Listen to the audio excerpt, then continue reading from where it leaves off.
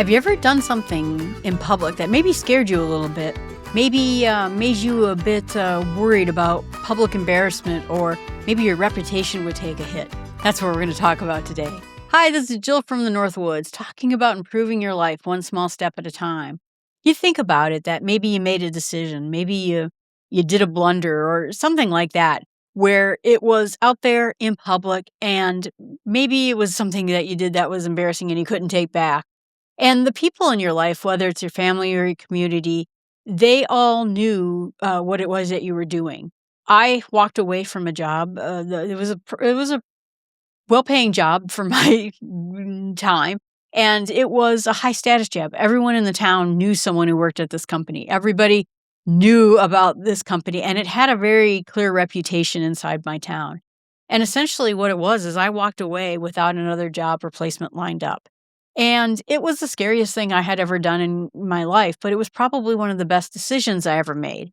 But it didn't feel that way at the time, and it was a little bit scary and a bit frightening, and it might have given people pause in my life to think I had just messed up. I had just I had just done something that was going to make an utter mistake in my life. And that's not, like I said, true with whether or not you did something that's embarrassing, you did something you got fired, or you did something that, like I said, it was out there in public. But what we're going to talk about right now is how can we bounce forward from something that we've done. We don't want to go backwards. We talk about it bouncing back. We want to bounce forward. We want to push whatever situation we're in and try to move things a little bit better. I was reading this article, and it was talking about that the people who do better in life are the ones who are able to bounce back. I like to think of it as he said bounce back. I think of it, like I said, bouncing forward. But when you have a setback or you have a situation that is difficult, how quickly are you able to come back from adversity? How better are you able to come back from an embarrassing situation? Those are the people that are going to move forward in life when people are able to recover from things that didn't happen the way they intended it to happen. And I've met people in my life who by saying they don't bounce back very well at all is generous. They bounce way backwards. They evolve in their lives. They just fall apart, and they don't recover from it. And they don't get over it, and they're not able to look people in the eye anymore. Their family members or their friends, they're so embarrassed that they even might leave friends because they're just too humiliated. And the idea is that we all have failures in life, and some of them are very public, and some of them are very private, and some of them are public decisions that may be embarrassing. But whatever it is that you have done, you have this obligation to yourself to bounce forward, to make the best of this situation, to start moving on with your life after you've figured out what it is. You kind of did a postmortem on it. What happened? What went wrong? What could I have done better? That kind of thing. Regardless of what happens to you, you have to find in a situation that there's a way that you can come back and then move forward with this. And the question is, do you have that capability? Can you take your place back again?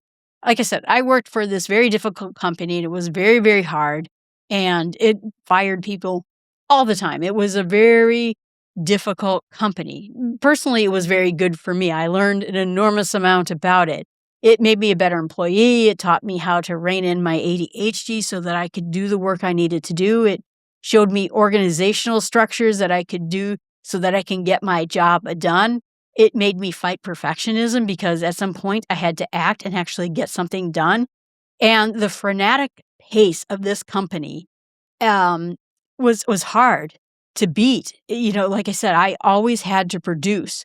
I couldn't get tied up in either feeling like I was a failure or perfectionism. And so I will always thank that company because it made me learn how to work smart and how to work hard and how to be a better person in this. But at some point, like I said, a lot of people got fired from there. I was working on a project that was pushing me to work well beyond 100 hours a week. My entire life had just narrowed down to me working on that job. I would wake up and do that job. I would be going to bed and doing that job. Everything I did. I remember once I went for a bike ride at lunch, and I got about 10 minutes in, and I thought, I got to go back. I just have too much work to do. I can't do this. I couldn't even get out of my own head anymore to just go for a bike ride at lunch. My life had been narrowed down to just this job. And no matter what I did, like I said, it was never quite right. And it wasn't necessarily criticism. It was more like this air of disappointment that people had in the company all the time, even though you did a really good job. So I worked on this project, and that was what caused me to work 100 hours a week. I won a ton of company awards and team awards. Team awards are the hardest awards at that company to win. And I won a number of them. And I remember my boss coming in to me and he goes, well, Jill, great job on that. But that's really kind of the work we're looking at, from you. That's what we want from you. And I said, well, which do you mean? Which do you mean? Do you mean the amount of hours I worked or the quality of the work I did? And he says both. And that was it. They gave me a deadline that didn't need to be the deadline. They just pulled it out of thin air. They thought, I think, that I was going to fail at it. And instead, I finished 24 hours early. I worked so hard to get it done exactly in the way it needed to be done. And when he said that I was supposed to be working that amount of hours, I texted my friend and I let her know what my boss said. And she said, you know what? That's it. You're done here. Her and her husband came to my office, picked up every ounce of furniture, every pen, every mug, and they picked up my stereo. They picked up my headphones. I didn't have a thing left in that office, not even a notepad. And she says, you're done here. This is over with. And the next day, people came by my office and were like, what just happened? Why is your office so empty? And I'm like, I'm just cleaning. I'm just doing some cleaning. And I quit 3 weeks later, essentially that was all. I didn't have another job. I didn't have anything else. I didn't even have the money to wait on having another job. But she was right. My life had become nothing but this work. And when my company said, this is what's expected of you, it was time to go. But I did this, like I said, in front of my friends. They knew I didn't have the money to go without a job for very long. There was a lot of awareness that this was particularly or could be trouble for me. And my first thought was, I'm going to quickly get another job because I cannot afford to not be in a job. And then I decided, wait a minute, you know what? I want to be happy. I want to be happy. And even if this makes me struggle financially just a little bit, I just don't want to jump out of the frying pan and into the fire. I made this decision, this frightening decision, that I was going to go find something I really liked doing. And that's was like the hardest thing I ever had to do because you are tempted. Like I said, the temptation is there. Just get something else to pay the bills. And whatever the first thing is to come along, just do that. And then I could go back and be relaxed and go back to my life. And like I said, can I bounce forward out of this situation? And people, again, thought I was making the wrong choice. I just wanted to be happy again. I wanted to feel like I was actually doing something I liked doing. And I spent time looking at different books, trying to figure out sort of a SWOT analysis of this. I mean, that last job at the end of it made me pretty miserable. And I didn't want to go back into it again. So I started listing, what were the things in that job I never wanted to do in a job again? What were some of the highlights of that job? One of the highlights of the job for me is I did new hire training. I loved it. It was one of my favorite days of the entire month. That made my job happy. So I would actually like that to continue. And I did a deep dive. I really investigated exactly what my next job should look like. And believe it or not, 3 weeks later, I ended up finding the job that had been my job for the next 15 years thereafter. But I wanted to say this in kind of a backwards way, that as soon as I realized what it is I wanted from a job, what it is that would make me happy, suddenly my whole opinion about job interviewing changed. I was no longer interviewing for jobs. They were interviewing for me to try to convince me that this job would make me happy, that this was the right company for me.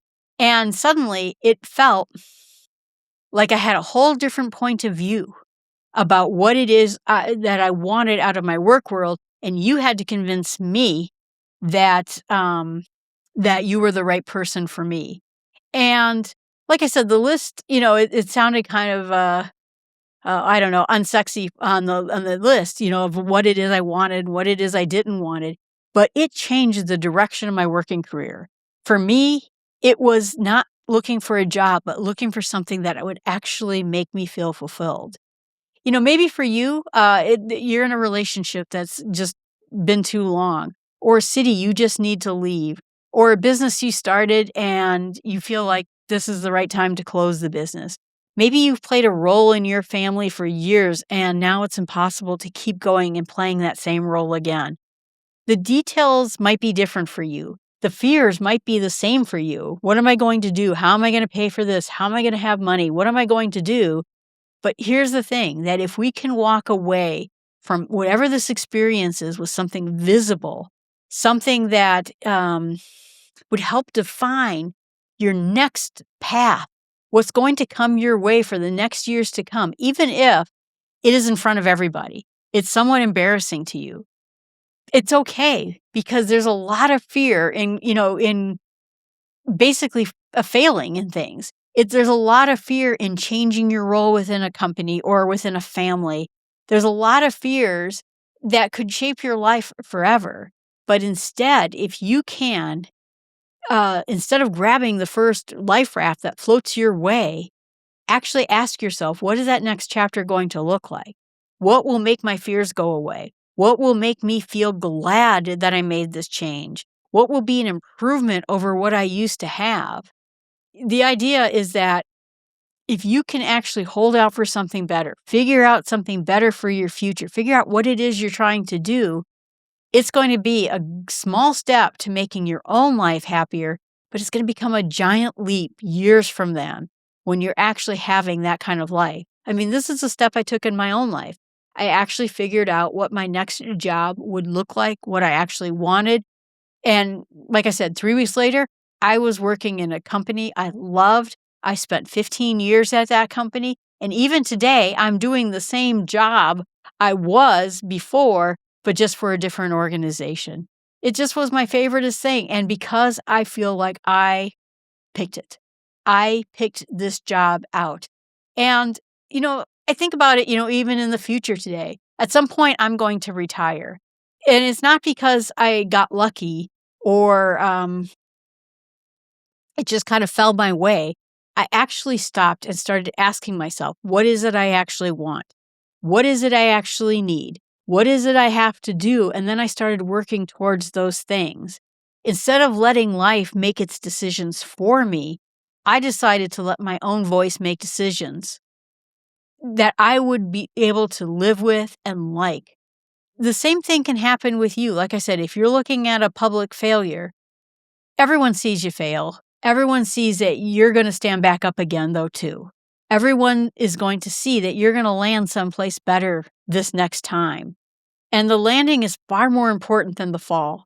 What you do when you pick yourself back up is far more important than what you did when you messed up, fell, made a decision, whatever it is that you're looking at in your life.